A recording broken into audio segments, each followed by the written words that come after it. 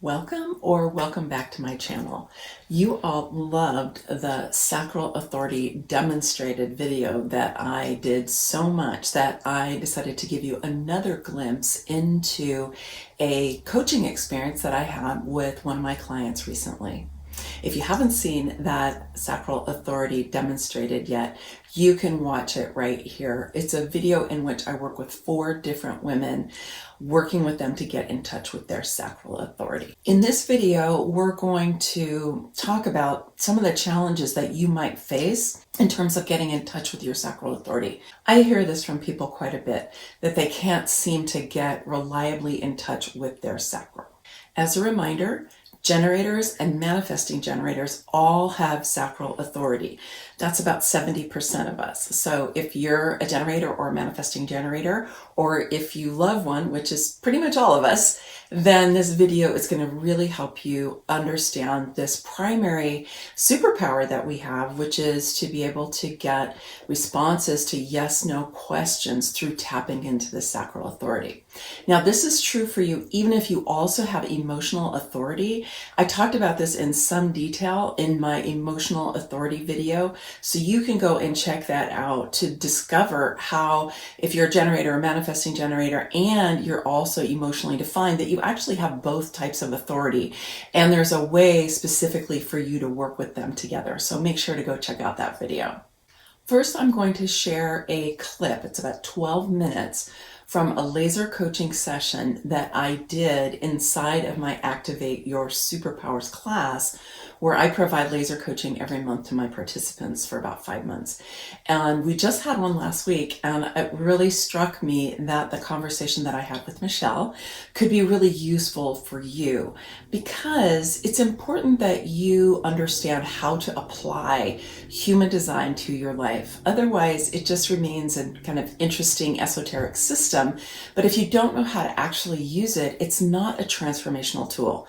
And my commitment to you is always to help you discover how to use human design as a transformational tool so that you can evolve yourself into your highest potential.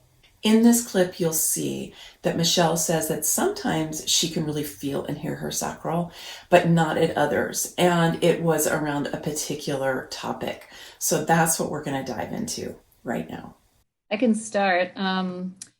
So I found that since I've been doing this, I'm not getting a lot done, and I'm a generator.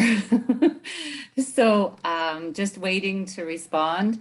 But what also happened is because I retired recently for the last few months, just like in the last few months, I've gotten so much rest and rejuvenation. And I'm not used to that. I'm not used to giving myself permission to rest. I always have projects on the go. And so that's been really, but I found that I have to set an intention every day. I have to do it intentionally, follow my design. Like I have to intentionally say that day. Mm-hmm. So there's been lots of no's from my sacral and lots of not now, lots of not now. So at some point, I will have to get doing some things. I had a to-do list from when I retired, and I haven't started it yet. But it has been interesting and a relief to be able to not have to be doing. So Mm-hmm. that's been pretty cool. I've enjoyed that. Mm. That's awesome. And do you feel like you're recuperating? Do you feel I do. different? I do. And I watched you do those interviews with the 4 people with the Oh. generator questions. Mm-hmm. So, but what happened when I tried it on myself, because I'm trying to finish a second book and it's been sitting in my head for over a year now, and I know it's got to get done. I tried doing the generative questions on myself, and my sacral is not responding, and I don't know what like I'm not hearing it. So I'm a bit stuck with that, because am I supposed to finish it? Should I give it up? Do I want to finish it? Do I have the energy to finish it? I'm trying all that, but I'm hearing silence about that. So sometimes asking oneself the the yes no questions, like you're describing, isn't so easy. Mm. You know, because we're so accustomed to listening up here. And well, let me ask you a question. So are you finding that about other things that not about your book? Are you finding it easy to do that with any yes, no questions? Or is it just those in that area that you're finding difficult? That area. That area. Yeah. Okay. Yeah. So what that probably means is that you've got beliefs and emotions and energy, like a constellation of those that are connected to this project. And those are in the way of you getting more connected to your sacral. Okay. Like, do you feel emotional when you think about those questions? Yes, I do. Well, I'm frustrated because I'm not getting things done. That's mostly the emotion I'm feeling right now. Why can't I just do it? Why can't I just finish it? Well, okay, so let me ask you, is it the right time to finish this book? Yes. No, that was a yes, not a uh-huh. Oh, uh-huh. Yeah. Okay. I had a feeling that came right out of your head. Oh. I didn't get the feeling it came from your sacral at all. No, my head is all lit up. And then I've got the split and then my lower. But yeah. I get into the... Yeah. Well, and you've got this really strong head going on up here. So it's understandable, right? But, you know, my guess, this is just a guess, is that your mind thinks you need to do this. And your body is like, right. Yeah. Right. And so your mind is overriding your ability to actually feel the sacral, because you've got do you have a really strong belief that you need to get this done? Yes. And you have to get it done now? Mm-hmm. Mm-hmm. Mm-hmm. Yeah. So there's your sacral. Mm-hmm. It was clear that you have a really strong belief about that. Mm-hmm. Mm-hmm. Mm-hmm. Yeah. And so, you know, is it important that you do this immediately? Mm-mm. Mm-mm. Mm. Is it important that you do it in 2021? Mm. Mm. No.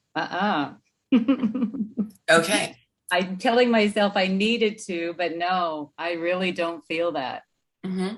Okay. So there you go. I can see the difference when you did that. Thank you. Yeah. See, you know, so this is the thing. It's like, if you're asking yourself and you're not getting anything or it's confusing, chances are you've got stuff going on that's in the way, you know? And so it's really helpful to have somebody else work with you on that. You know, I mean, we're designed to be in the world with other people. Right. You know, and I know for me, and I've been practicing this a number of years now. Sometimes, you know, my sacral is just so clear. And other times I'm like, and usually that means it's not the right time, right? I don't have enough information, or I don't have the right time, or my head's in the way. Those are usually the categories. Okay. Okay. So what just even the way that you described where you've been at, I mean, how many years were you working before you retired? 25. 25 years. Do you think you might need a year to rest after 25 years of work? Mm-hmm. Mm-hmm. Mm-hmm. Now, here's the thing. Some of us don't have the luxury of doing that because we have to work, we have to make money and all of that. Are you in that situation? Are you financially being pressured to work? Mm-mm. Mm-mm. Okay.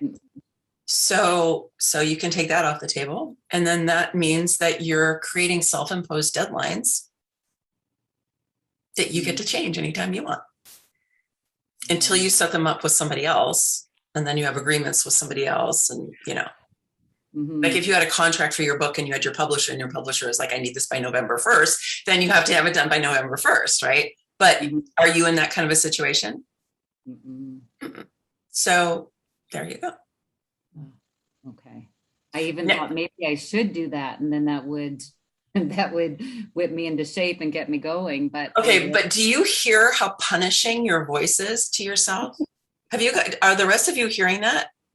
Every time she brings this up, it's like a punishing voice, right? It's like, if I can get myself together, if I can whip myself into shape, it's like, honey, like, I'm like, who is that? Right. Who is that in there that is treating you that way? Right. Oh my gosh. Yes, I hear you. I hear me. Just listen to the words, Okay, very good. I get it.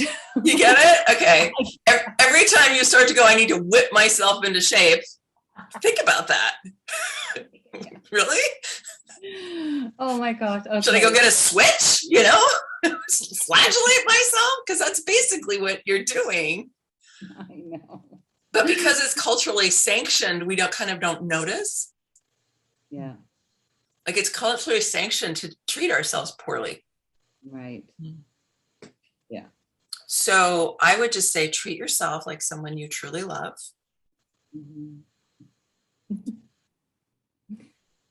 I will. Thank you. Thanks so much. That was very good. You're welcome. Good. I shouldn't have started. I know, it's good. It's perfect. It's like, get us going. Like, get right. That was good for all of us. That was good for all of us. I know. Well, we all need those reminders, right? And you know what, Michelle, and this is for all of us too. It's like, when you've rested sufficiently and restored yourself, you're going to know it. Because all of a sudden you're going to start having energy to do stuff. Right? You're going to all of a sudden be like, oh, I really want to. Right? Instead of, I have to, I need to make myself. It's a completely different energy. Yeah. Because, you've got 3 defined motors. You're going to know. Because the energy is going to come back. Right. My guess, okay, again, this is just my intuition, and then we'll complete this piece, is that it may be that through a year of rest, I'm just saying a year, but why not? A year of rest, you might change the way you write your book. Very good. Yeah. And that might be part of what needs to happen. Yeah, that is that during this time, you're going to actually recreate yourself to some degree. And then what you write will be different. This has happened for me. Oh, very good. More than once. Okay, cool. Patience, and I can settle. Yeah, and it's trusting that flow of life. So you got the 25 defined, which is the love of spirit, right? So where is your 25? It's your moon. So trust the flow of life. And, you can also be asking like generative questions, what are the ones that you don't answer, not the but you can be like, what do I need? Like, what would be best for me to be engaging in right now in my life? Like, what would feel best? What would restore me? What would help me move to my next level of evolution? Right? So you could just be asking those kind of things and pursuing that. And I just have this feeling that your old way of doing things is you're on your way out of that. And there's a part of you that keeps trying to pull you back in. Like, come on, Michelle, come on, get back here. Where are you going? Get back here. But your soul is like, Michelle, we're evolving, we're changing, we're becoming different, right? But there's an old you who has a punishing voice. She's not very nice. Who's afraid of you doing that? Which is, there's always a part of us that tries to keep us in place because we feel safe there. So, yeah. Awesome. Thank you so much. I appreciate that. You're welcome. Unleash thyself. I will. I need to paint that on my wall. It's like one of my things, unleash thyself. Interesting clip, right? Our culture privileges and prioritizes left brain ways of knowing. Things that we can count, that we can categorize, that we can analyze, that we can use our logic and our reason. All of those things are really valuable, but they're only part of how we know how to move it through the world. Our intuition is not well understood by our left-brained ways of being. Not only that, but the information that we can get through our intuitive faculties, and our sacral authority is one form, not the only form, but it's one form of intuition that we have in the human design chart. And the information that we get through our sacral and through our other forms of intuition sometimes run counter to what our minds believe. The thing to understand is that our minds don't have the power to carry anything out. Our minds have ideas, they have inspirations, they have insights and so on, but it's through the body that we're able to carry out the ideas that come to us. And so our sacral tells us what we have energy for and what we don't have energy for. In human design, we always say never make decisions with your mind, because your mind does not have the power to actually carry things out. Because of that, human design always sends us back inside to our own inner authority. In this case, it's our sacral, to get our body wisdom to understand what's right for us. So it is the body wisdom. It is telling us what we have energy for. I also think of it as the interface between the Maggie that I know as me, right? The me that I know as me, my everyday self, and my inner being or my soul self. Or you could think of it as your connection to the all that is, right? Or to the flow of life. It really is about tapping into a higher consciousness or the creative intelligence that is animating each one of us and animating our world. So it's kind of dual in that way. It's partly about what does our energy system say that we have energy for, and it's also about what our higher self, our inner being, is saying yes to. Because this is not the way that the vast majority of us were brought up. We have to both deprogram ourselves, decondition ourselves from making logic and reason and data and analysis and all of that the be all and the end all to know whether or not something is valid. And we also need to build our capacity to be able to feel our own inner authority, our own inner guidance, our own body wisdom. I'm going to share with you two things that you can do to build your capacity to be able to feel and work with your sacral. The first one is your right brain capabilities. So the right brain is creative, it's abstract, it's spatial, it can see the big picture, it can put disparate things together because it can see the big picture. It's somatic, which means that it is in the body, it feels through the body. Our right brain capacities are just as important as our left brain capacities. If you want to get more of a sense of the right brain faculties, there's a wonderful TED Talk done by Jill Bolte Taylor, and I will link it in the description below, where she is a brain surgeon, a neurosurgeon, who actually had a stroke that knocked out her left brain capacity so that she was completely right-brained. It's a fascinating TED Talk, and I would highly recommend it. Also, Daniel Pink, who is a highly celebrated business writer, he published this book in 2005. It's called A Whole New Mind, Why Right-Brainers Will Rule the World. So he has a whole list of right brain capacities and why they are becoming increasingly valuable in our world today. Even though it was written 15 years ago, it's probably even more pertinent now than it was then. But some of the simple things that you can do to foster your right brain capacities are things like dancing and drawing and singing, just going outside in nature and allowing your perception to expand, lying on the earth, feeling the earth, looking at the clouds. All of that can help that your left brain to just relax and your right brain capacities to expand. My understanding from having read neuroscience is that our left brain and our right brains are always working all the time. But when we are conditioned to decide that some information and some ways of being are more important than others, then the right brain, in this case, tend to be diminished and not honored, and we don't have them as readily available to us. I think if you really start to develop your right brain capacity, and if you honor them more and actually utilize them more, it will enable you to soften that focal gaze that we get with the left brain and to tap more into your body wisdom, which is where the sacral lies. The second thing you can do is work on becoming more and more embodied. Our culture really prioritizes the thinking mind. Not only with the left brain capacities that I was just talking about, but think about it. We sit for long periods of time focused on a computer screen, almost all of us, right? So we're forcing our body to be in one place, and we're working with mental concentration. And so we're not really feeling our bodies very much when we're doing that. This leads us to being in our heads a lot, right? Whether that's thinking and doing mental concentration, or we're mulling over the past or the future. And now we even used our devices for entertainment, right? So we're sitting and looking at our devices for entertainment. Now the biggest exercise we get is scrolling, right?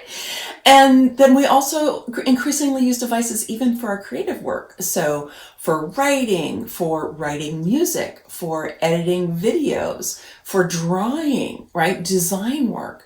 So many things that we used to use our hands for and be more physical with, increasingly we're using devices.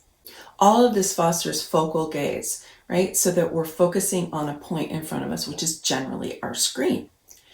This has a lot of implications for our eyes and our brains and so on. I'm not going to go down that rabbit hole right now. But what I do want to bring up is that when we are in focal gaze, we're in the verbal part of our brain. We're in the more analytical left brain part of our brain.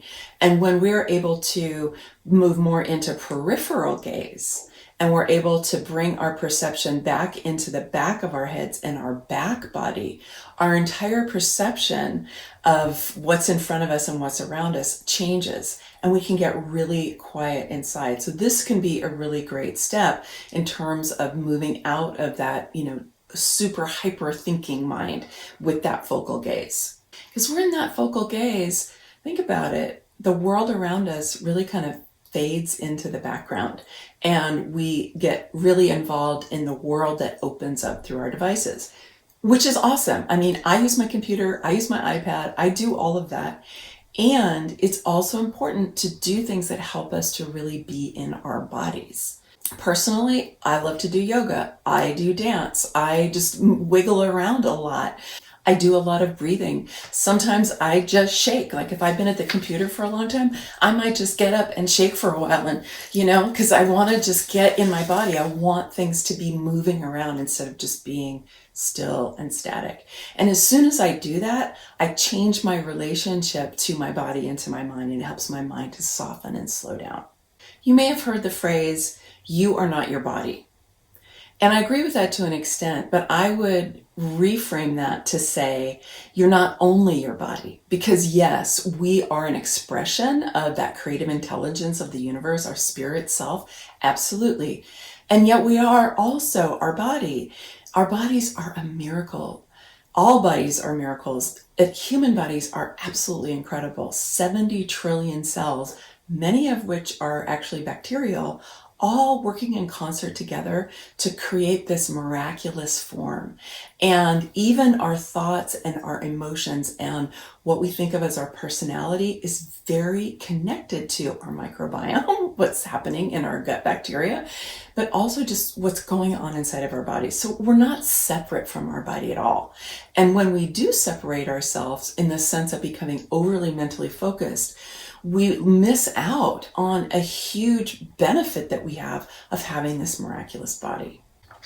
You will benefit in many, many parts of your life by becoming more embodied. Do something physical. That could be riding a bike. It could be going for a walk every day. It could be doing Tai Chi. I mean, there's so many different things that you can do, but just giving yourself the opportunity to really feel your body and move out of that overly mental state. The sacral center is the powerhouse of the body. Because it's the interface with our inner being, it does respond and give us guidance. However, it's primal. It's primal life force energy. It's not verbal. It's not going to give you an explanation about anything.